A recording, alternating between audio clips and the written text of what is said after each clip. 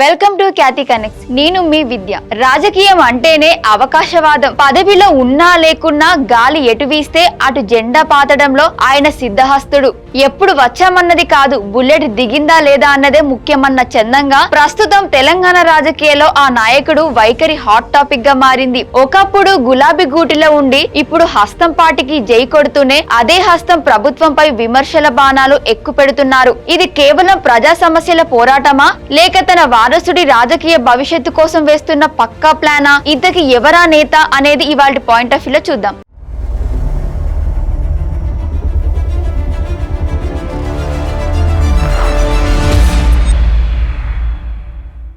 రాజకీయ నేతలు ఏది మాట్లాడినా దాని అర్థాలు అవసరాలు వేరుగా ఉంటాయి. ప్రభుత్వ విధాన లోపాలను వేలెత్తి చూపడం ద్వారా తమ భవిష్యత్తు లక్ష్యాలను నెరవేర్చుకోవాలని చూస్తారు. తెలంగాణ శాసన మండలి చైర్మన్ గుత్త సుఖేందర్ రెడ్డి ఈ కోవలోకే వస్తున్నారు. కాంగ్రెస్ ప్రభుత్వాన్ని విమర్శించడం వివాదాస్పదం అవుతుంది. వచ్చే ఎన్నికల్లో ఫ్యామిలీ ప్యాక్ సీట్ల వెంపర్లాడటంలో ఉన్న ఈ నేత తన టార్గెట్ ను రీచ్ అయ్యేందుకు కాంగ్రెస్ ప్రభుత్వాన్ని లక్ష్యంగా ఎంచుకున్నారన్న విమర్శలు ఉన్నాయి. బీఆర్ఎస్ నుంచి ఎమ్మెల్సీ అయిన ఈ పెద్ద ఆయన కాంగ్రెస్ అధికారంలోకి వచ్చిన తర్వాత హస్తం పార్టీకి అనుకూలంగా మారారు. టీడీపీ, కాంగ్రెస్, బీఆర్ఎస్ ఇలా ఏ పార్టీలో ఉన్నా తన హవాని కొనసాగిస్తారు గుత్తా. బీఆర్ఎస్ పాలనతో పాటు ఇటు కాంగ్రెస్ ప్రభుత్వంలోనూ శాసన మండలి చైర్మన్ గా రెండోసారి ఎన్నికై కొనసాగుతున్నారు. గతంలో బీఆర్ఎస్ ప్రభుత్వంలో సీఎం కేసీఆర్ పై విమర్శలు చేసేవారు. పార్టీ పట్ల ప్రజలు, నాయకుల్లో అసంతృప్తి ఉందని చెప్పేవారు. ప్రభుత్వం అధికారంలోకి రావాలంటే కేసీఆర్ తీరు మార్చుకోవాలని సూచించిన సందర్భాలున్నాయి. ఆ తర్వాత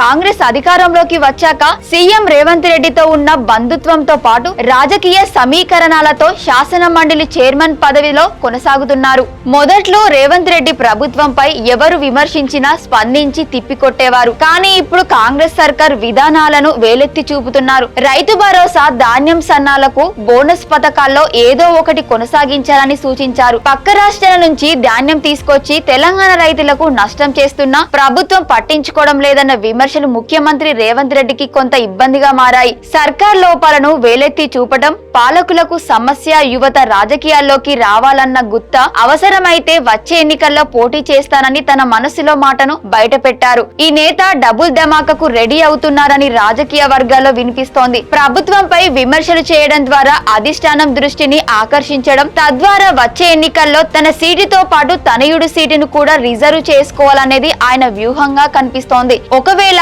కాంగ్రెస్ తన డిమాండ్లకు తలొగ్గకపోతే ప్రత్యామ్నాయదారులు వెతుక్కోవడానికి కూడా ఈ విమర్శలు ఒక పునాదిలా ఉపయోగపడతాయి.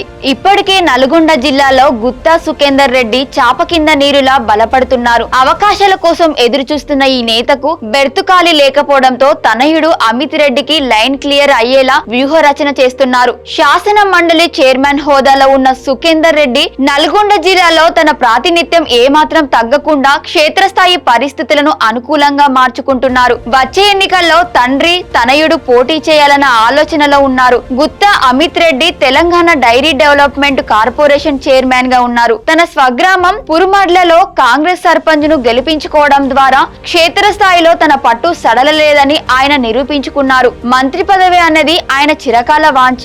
వచ్చే ఎన్నికల్లో అసెంబ్లీకి పోటీ చేసి క్యాబినెట్ లో బెర్తు దక్కించుకోవడమే లక్ష్యంగా ఆయన పావులు కదుపుతున్నారు.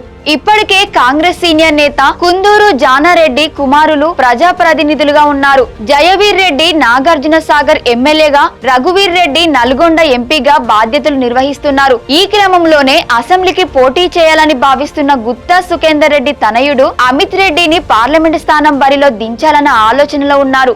ఈ విషయంలో వ్యూహాత్మకంగా అడుగులు వేస్తున్న గుత్తా కాంగ్రెస్ ప్రభుత్వాన్ని విమర్శించడంతో పాటు నల్గొండ జిల్లా రాజకీయ నేతల్లోని లోపాలను ఎత్తి చూపుతూ పరిస్థితులను తనకు అనుకూలంగా మార్చుకుంటున్న విశ్లేషణలు ఉన్నాయి. ముఖ్యమంత్రి రేవంత్ రెడ్డితో సన్నిహిత సంబంధాలు ఉన్నప్పటికీ రాజకీయ ప్రయోజనాల దగ్గరకు వచ్చేసరికి గుత్తా సుఖేందర్ రెడ్డి ఎక్కడ తగ్గడం లేదు. తండ్రి అసెంబ్లీకి, తనయుడు పార్లమెంటుకు అనే ఈ ఫ్యామిలీ ప్యాక్ వ్యూహం నల్గొండ రాజకీయాల్లో ఎలాంటి ప్రకంపనలు సృష్టిస్తుందో చూడాలి. ఇప్పటికీ జిల్లాలో సీనియర్ నేతల మధ్య ఆధిపత్య పోరు నడుస్తుండగా గుత్తా చేస్తున్న ఈ విమర్శలు కాంగ్రెస్ శ్రేణుల్లో చర్చనీయాంశంగా మారాయి. మరి గుత్తా వేసిన ఈ బుల్లెట్ సరైన లక్ష్యాన్ని చేరుతుందో లేదో కాలమే సమాధానం చెప్పాలి. Thank you for watching Khyati connects.